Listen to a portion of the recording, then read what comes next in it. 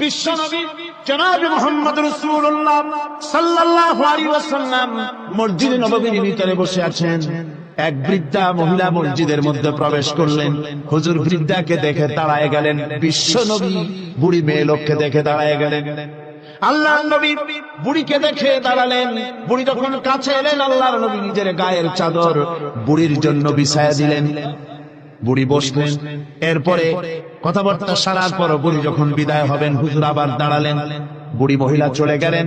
সাহাবায়ে কেরাম বলেন, ইয়া রাসূলুল্লাহ, কিছুই বুঝলাম না, একজন বৃদ্ধা মহিলার জন্য বিশ্বনবী দাঁড়ান আর গায়ের চাদর বিছান, আমরা বড় আশ্চর্য হয়ে গেলাম।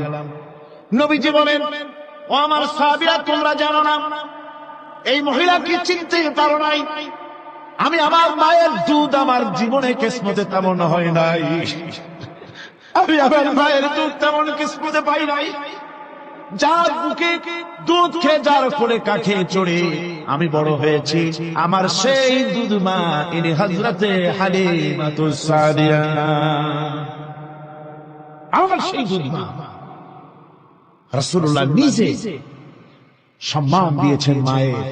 খবরদার, মাকে অসম্মান করবেন না, মাকে সম্মান করবেন, মাকে শ্রদ্ধা করবেন। মরুভূমির ভিতরে যে রব্বুল আলামিন পথের নিশানা তৈরি করে দিলেন, যেখানে গভর্নমেন্ট রাস্তা বানাতে পারে না, মরুভূমির ভিতরে যিনি পথের নিশানা বানালেন মানুষ যেন না হারায়, যে আল্লাহ রব্বুল আলামিন দুর্গম পাহাড়ের ভিতরে গিরিপথ তৈরি করে দিলেন মানুষ যেন হারায় না যায়। সমুদ্রের ভেতরে নাবিকরা দিনের বেলায় সূর্যের আলো দেখে পথ চলে, রাতের আধারে সে যেন গভীর সমুদ্রের ভিতরে হারায় না যায়। আল্লাহ তাই আকাশের ভিতরে তারকা মণ্ডলী খচিত করে রেখেছেন। সমুদ্রের নাবিকেরা, জাহাজের নাবিকেরা তারকা দেখে দেখে পথ নির্ণয় করে নেন। যে মাবুদ রাস্তা বানালেন জঙ্গলের ভিতরে, পাহাড়িয়া এলাকার ভিতরে, যে মহান প্রভু রাস্তা বানালেন, নিশানা বানালেন মরুভূমির ভিতরে, যিনি রাস্তা দেখায় দিলেন গভীর সমুদ্রের ভেতরে, সেই আল্লাহ রব্বুল আলামিন। আমরা দুনিয়ার মুখে মানুষেরা অন্ধকারে মরবো, রাস্তা হবে না, এমনটি তো হতেই পারে না। আল্লাহ রব্বুল আলামিন আমাদের জন্য রাস্তা বানায়েছেন। মহান আল্লাহ রব্বুল আলামিন বলেন, وعلى الله قصد السبيل ومنها جائر। আল্লাহ পাক বলেন, সোজা রাস্তা, সোজা পথ বলে দেওয়ার দায়িত্ব আমি আল্লাহর। যেখানে রয়েছে অসংখ্য বাঁকা পথ, অসংখ্য বাঁকা পথ যেখানে, যে পৃথিবীতে, সেখানে সোজা রাস্তা বলে দেওয়ার দায়িত্বটা কার? জোরে বলেন কার? আল্লাহ শুধু সৃষ্টি করেন না, সৃষ্টি করেন, শিক্ষা দেন, পথ বলে দেন, পথটাও বাকি রাখেন না, পথটাও তিনি বলে দিয়ে দেন।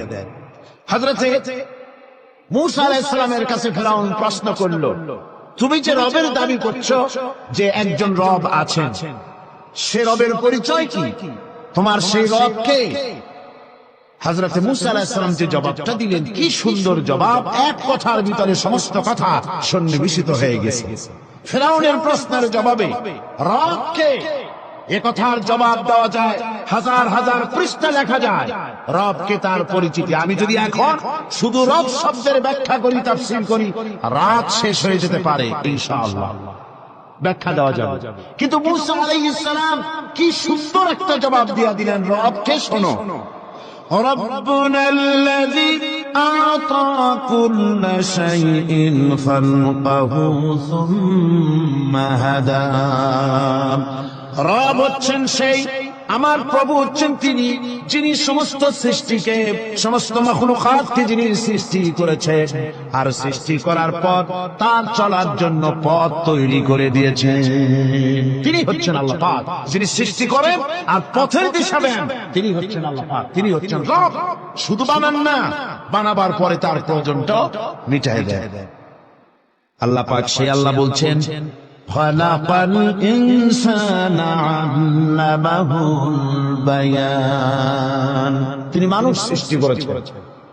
আমি সম্ভবত দ্বিতীয় দিনে আপনাদেরকে বলেছিলাম, মানুষ বানর থেকে আসে নাই, মানুষ ওরাং ওটাং থেকে আসে নাই, মানুষ শিম্পাঞ্জি থেকে আসে নাই, মানুষ বাঁদরের গোষ্ঠী নয়, মানুষ এসেছে মাটি থেকে, আদম থেকে।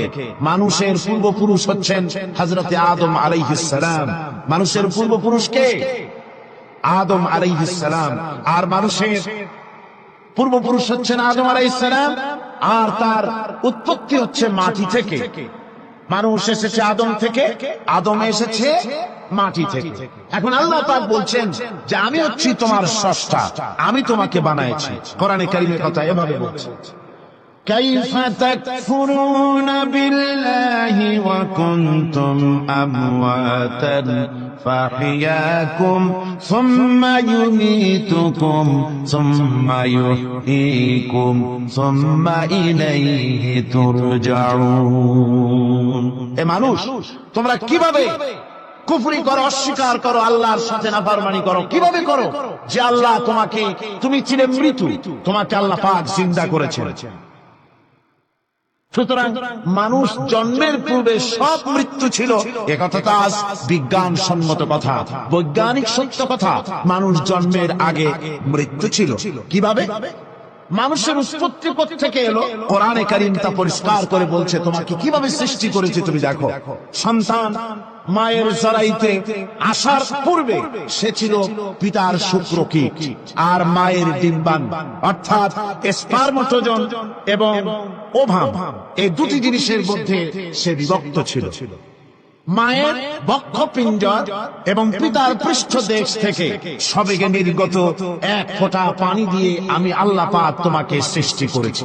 কোরআনে কারীম বলছে, হাল আতা আলাল ইনসানি হিনুম মিনাদ দাহরি লাম ইয়াকুন শাইআম মাযকুরা।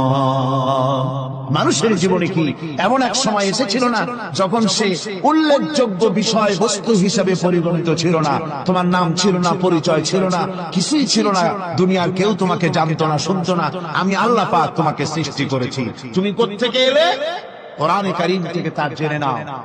আল্লাহ রাব্বুল আলামিন বলেন, ইন্না খালাকনাকুম মিন তুরাবিন সুম্মা মিন নুতফাতিন সুম্মা মিন আলাকাতিন সুম্মা মিন মুদগাহ।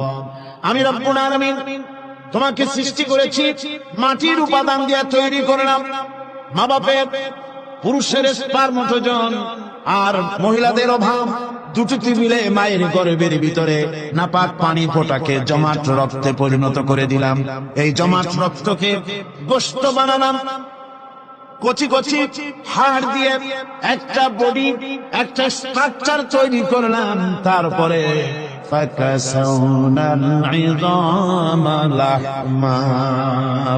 গোশত দিয়ে, রং দিয়ে, চামড়া দিয়ে সুন্দর করে ছাউনি দিয়া মায়ের গর্ভের ভিতরে আমি আল্লাহ রব্বুল আলামিন তোমাকে বানাইছি। মায়ের পেটের ভিতরে ফি কারারিন মাকিন, একটি সুরক্ষিত জায়গায় তোমাকে আমি রেখে দিলাম, যেখানে কোনো রোগ, কোন জার্ম যেখানে পৌঁছতে পারবে না, কোন অসুবিধা হবে না। এমন একটা জায়গায়, এমন একটা ইন্টেনসিভ কেয়ার ইউনিটের ভিতরে রেখেছি। সুবহানাল্লাহ। একটা ইন্টেনসিভ কেয়ার ইউনিট যেখানে কোন রকমের কোন জার্ম প্রবেশ করে বা করবার কোন ক্ষমতা নাই কারো। এমন একটা প্যাকেট, সুন্দর একটা প্যাকেট, একটা কভারের মধ্যে তোমাকে তৈরি করা হলো মায়ের পেটের মধ্যে। তারপরে আজকে তুমি কুফরি করতেছো, আজকে আমাকে অস্বীকার করছো। ওই গর্ভের ভেতরে আমি ইচ্ছে করলে রক্তের পিণ্ডের আকারে মায়ের গর্ভ থেকে আবর্ষণ করে দিতে পারতাম, দুনিয়ার মুখ দেখতে পারতেন না। মায়ের পেটের ভেতর থেকে মরা সন্তান হিসাবে বের করে দিতে পারতাম, বিকলাঙ্গ করে বের করে দিতে পারতাম, পঙ্গু করে বের করতে পারতাম। পারতেন না? আল্লাহ রাব্বুল আলামিন বলেন, কেমনে বানালাম? খালাকাল ইনসান, মানুষ আমি সৃষ্টি করেছি মায়ের পেটের ভিতরে বসে। যখন ক্ষুধার উদ্রেক হলো, রুহ যখন এসে গেল, ক্ষুধা লাগলো, খাবারের প্রয়োজন হলো, আমি কেমনে খাওয়ালাম? দুনিয়ার কোন মা বাপ, কোন নেতা, কোন ডাক্তার, কোন চিকিৎসা বিজ্ঞানী মায়ের পেটের সন্তানের খাবার সরবরাহ করতে পারে না। আল্লাহ পাক বলেন, তুমি কি খাবে? ব্যবস্থা আমি করেছি। মায়ের মাসিক অসুখকে বন্ধ করে দিয়ে মায়ের নাভির সঙ্গে তোমার নাভির সাথে তার লাগাইয়া দিয়েছি, আর ওই তারের